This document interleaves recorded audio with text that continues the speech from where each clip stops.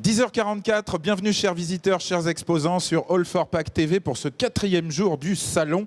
Et si tout va bien, nous aurons atteint ce soir les 95 000 personnes ayant fréquenté nos allées. C'était l'objectif d'All4Pack pour son édition 2016. Je vous propose de parler d'avenir ce matin, d'avenir du design packaging avec l'opération Best Pack dont c'est la 4e édition. C'est le design packaging de demain vu par des étudiants.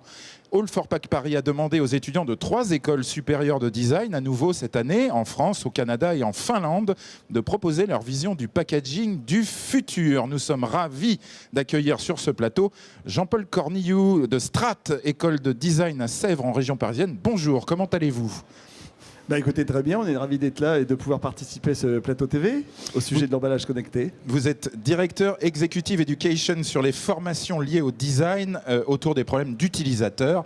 Vous êtes vous-même un vrai spécialiste du design. Oui, tout à fait. J'ai fait 30 ans en tant que directeur de création dans des agences de design autour de toutes les problématiques du packaging et opérationnel, on va dire. Ça fait de vous quelqu'un de très légitime pour être avec nous ce matin. Vous êtes venu avec Chloé Lamy, l'une de vos étudiantes en design packaging. Vous nous présenterez, Chloé, l'Escapack. C'est joli comme titre, Escapack. Effectivement, on vous présentera comment s'évader avec un pack. En face de vous, Sylvain Allard, vous êtes professeur à l'UQAM. UQAM, c'est l'Université du Québec à Montréal. Bonjour. Bonjour. Avec un accent qu'on n'a pas encore découvert. C'était pas facile d'arriver jusqu'à nous ce matin. C'est le moins qu'on puisse dire. Vous êtes encore essoufflé. Oui, vous avez fait plancher une vingtaine d'étudiants. Vous êtes venu jusqu'à nous avec Noé Saint-Onge à côté de vous. Bonjour Noé, avec sa casquette magnifique. Bonjour. Elle est dans le bon sens, la casquette, comme ça on vous voit. Un projet très pratique de paquets connectés, de paquets de cigarettes connectés. On va y revenir bien sûr. Également dans vos bagages, Sylvain, Mervi Koistinen. Nice to meet you. Welcome aboard. Bonjour monsieur, bonjour. Des sciences appliquées de Lahti en Finlande et votre projet de dispositif médical connecté. J'espère que je ne dis pas trop de bêtises, mais on va y venir précisément. Alors évidemment, chers invités, en 2016, la notion d'objet ou d'emballage intelligent est un enjeu central pour les industriels, mais aussi pour les consommateurs. Ils le souhaitent, ces consommateurs, puisque All4Pack a fait réaliser un sondage par l'Institut Opsoco, c'était en mai dernier. 57% des Européens interrogés plébiscitent les emballages connectés. En tout cas, les Français, les Allemands, les Espagnols et les Italiens. Jean-Paul Cornillou, alors à quel besoin, selon vous, professeurs et designers, répondent les packaging connectés ? Alors j'aurais tendance à dire que nous, on ne s'occupe pas de la connexion des packaging, on s'occupe de savoir quels sont les besoins des utilisateurs et des consommateurs. Vous êtes connecté aux utilisateurs et à leurs aspirations. On est connecté aux utilisateurs, il faut savoir que le packaging est déjà un objet connecté en soi, de toute façon. Il donne des informations. Voilà, et la technique nous permet de faire des prolongements, des extensions à l'usage. Alors, sur quoi avez-vous fait plancher les étudiants ? Écoutez, le principe du design, c'est pas faire des jolies formes, c'est d'abord penser au scénario d'usage et surtout à l'expérience que va vivre un utilisateur, et particulièrement là avec des emballages. Et donc on s'est occupé et humanisé la notion d'humanisation. Humaniser le packaging. Alors qu'est-ce que ça veut dire exactement, le faire converser davantage avec... Alors c'est une façon de dire les choses un peu de manière idéale, mais c'est-à-dire qu'à partir du moment où les gens vont... un emballage va embarquer de la technologie, globalement, si cette technologie elle est performante mais qu'elle ne sert pas l'utilisateur et les besoins de l'utilisateur final, elle n'a aucun intérêt. D'autant plus qu'un packaging, on s'en débarrasse. Exactement. Donc il n'a pas le beau rôle. Et donc ça participe de ce postulat qu'un designer doit essayer de prolonger, de retarder la mise en déchet le plus longtemps possible. Et je pense que la technologie peut peut-être permettre ça, pour une part en tout cas, mais en tout cas ce qui sert c'est que ces extensions technologiques vont pouvoir s'inscrire dans des scénarios d'usage sur lesquels les étudiants ont justement planché. Alors comme par exemple votre scénario, Chloé Lamy, vous avez voulu réhabiliter finalement ce packaging dont on se débarrasse, vous avez voulu lui redonner des lettres de noblesse. Expliquez-nous. Effectivement, on est parti de l'idée que peut-être demain... Et on va voir des images en même temps qu'on parle. Donc on a une vidéo sur votre projet. Effectivement, on s'est dit comment on fait demain si on n'a plus le droit, si on réduit nos déchets. Oui. 0 déchet, qu'est-ce que devient le packaging ? Et là, on s'est dit peut-être qu'on pourrait retourner aux anciens packaging, du moins les bocaux en verre notamment, mais on n'a plus d'émotion, il n'y a plus d'informations, il n'y a plus rien. Sauf qu'ils sont transparents, on voit juste le Ouais, produit. voilà, juste le produit. Mais comment faire la différence entre deux ingrédients qui ont la même couleur donc, Et puis comment donner une information supplémentaire, parce que tout à fait. vous, c'est Escapac, hein, donc C'est il y a ça. une notion d'escapade. En plus, c'est-à-dire qu'on s'était dit comment relayer l'information, mais comment aller au-delà, c'est-à-dire comment transmettre une émotion. Et on s'est dit, on est parti du constat qu'aujourd'hui, on a des lunettes à réalité augmentée. Peut-être que dans un scénario un peu plus futur, ces lunettes ne sont plus là et on pourra se connecter en fait directement au packaging avec le toucher. Et là, comme on le voit à l'image derrière, on se retrouve en fait dans l'univers du produit, complètement transporté, toujours en restant les deux pieds chez soi, mais nos C'est-à-dire yeux... sur son écran de télé, quelque chose comme non, ça enfin directement, en fait, finalement, le packaging se connecte. On est parti de l'idée que pourrait se connecter à nos neurotransmetteurs et on D'accord. verrait carrément directement Ah. l'univers à travers nos yeux. On passera par une étape qui s'appelle lunettes hein, C'est avant ça, ça. hein, avant bien sûr, ça, voilà. les lunettes, tout à fait. Ouais, ouais, bien sûr, mais ça paraît tout à fait réaliste, effectivement. Donc ça, c'est l'idée de l'Escapac. Donc non seulement on connecte l'objet, mais on crée un univers C'est autour de ça. l'objet. Ouais. C'est ça, essayer de donner encore plus de valeur ajoutée au pack et à ce qu'il contient en se transportant dans un univers et même en mélangeant finalement les univers des ingrédients, puisque à un moment on voit une vache apparaître, parce qu'on a mis un ingrédient un petit peu exotique et là d'un coup on se retrouve à Noirmoutier avec une vache indienne qui débarque parce qu'on mélange les univers pour créer notre propre scénario. C'est très intéressant comme vision. Jean-Paul Cornillou, est-ce que vous avez été surpris de la créativité de vos étudiants ?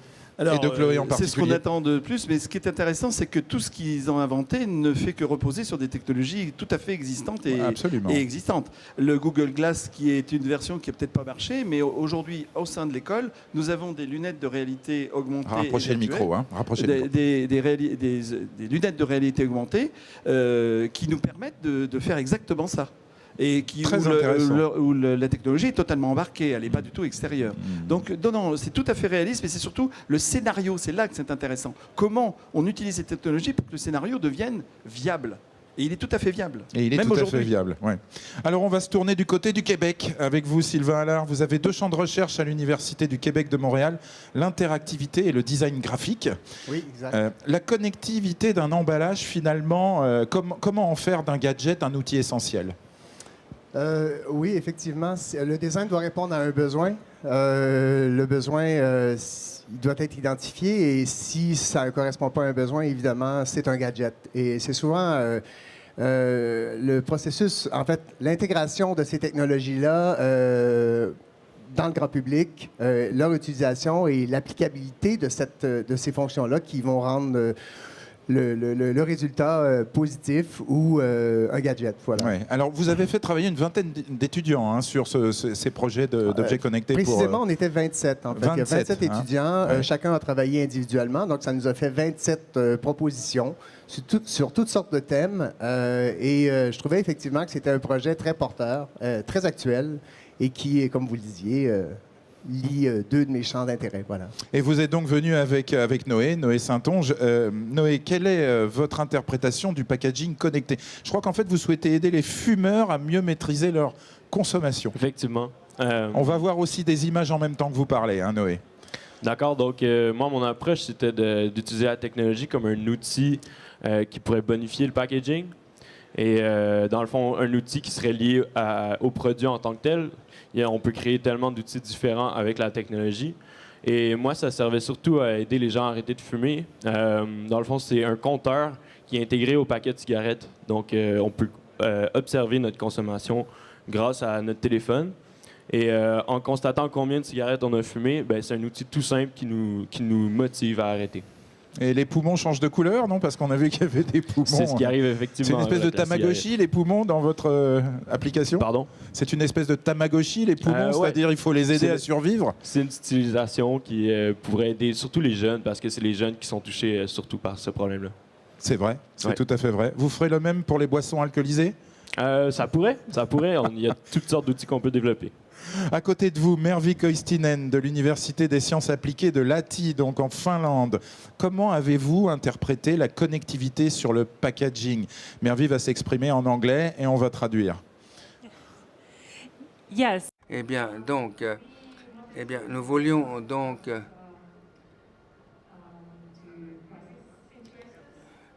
réagir à des situations de crise. En tant que designer, on est responsable d'aider la technologie de façon plus amicale. Des designers pour aider effectivement par la connectivité. Huh? Sorry, I didn't get the... You can explain. Yes. I just translated what you say in French. Yes, so... Bien, donc,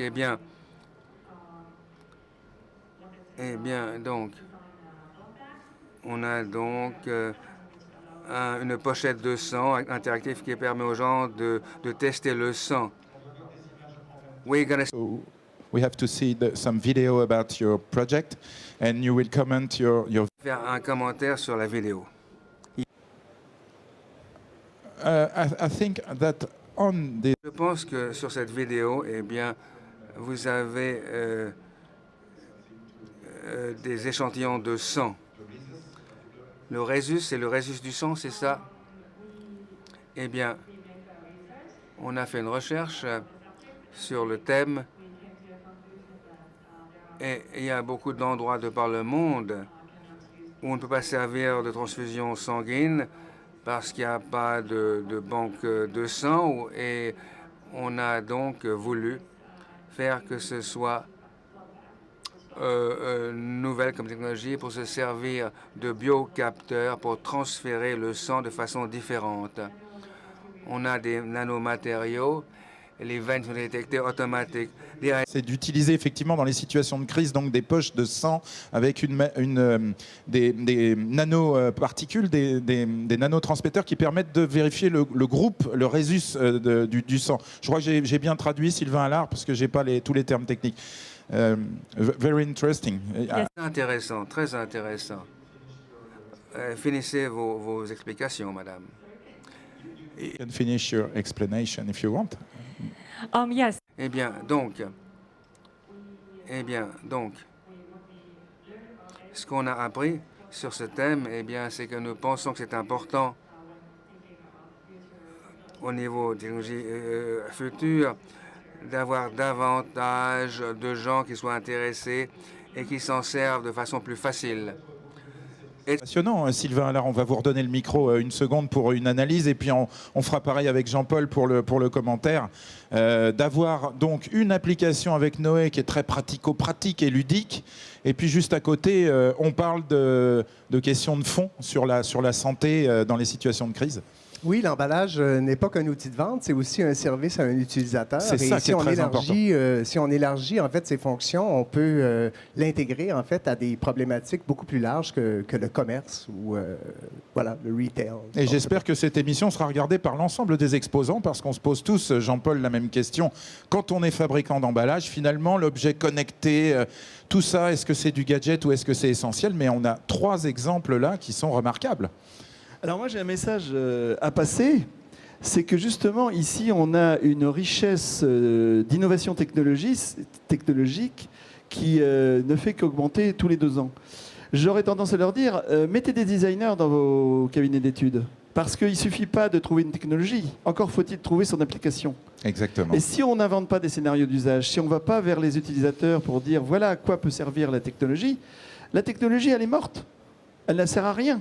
Ce qu'il faut, c'est la projeter dans l'usage. Et quand on pose la question, le designer d'ailleurs, sait faire ça. Quand on pose la question aux consommateurs, autant ils disent oui, on aimerait bien des packaging connectés, mais ils sont absolument incapables de donner des scénarios eux-mêmes, les consommateurs. Mais c'est normal. Voilà. C'est au designer d'aller chercher les besoins. Et c'est le designer qui a cette expertise. Et c'est ça qui est en train d'émerger aujourd'hui, heureusement pour nous, qui formons ces gens-là.